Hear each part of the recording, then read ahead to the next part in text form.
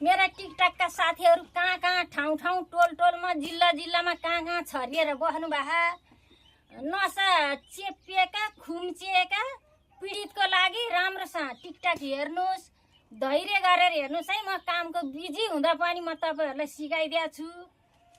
यो सिहारी लहरा, यो हर्चुलको बोक्रा, यी पात यस्तो हुन्छ है।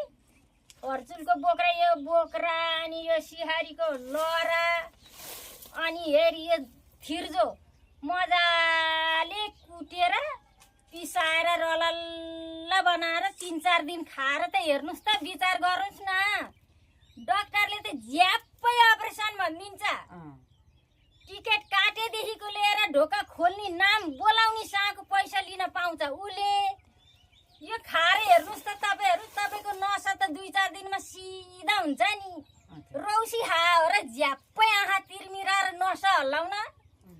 यो खाएर हेर्नुहोस्, विचार गर्नुहोस्। यो हर्चुल, अनि यो सिहारी लहरा, यो थिर्जो, अनि यो गाईहुरे मिसाएर 2-4 दिन खाएर हेर्नुहोस् न, तपाईँको नसा सिधा बिस्तारै आराम गर्नुहोस्, बिस्तारै सोझो हुन्छ।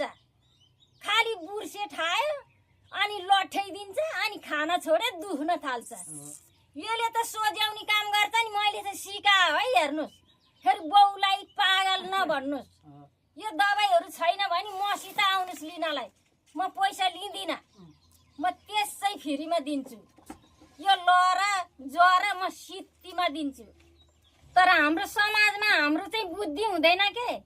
घर वरिपरि यत्रो जडीबुटी छ, यही जडीबुटी डाक्टरले चाहिँ सुकाएर पेलेर रस बनाएर केमिकल राखेर दबाई बनाएर हामी किन्न जान्छौँ।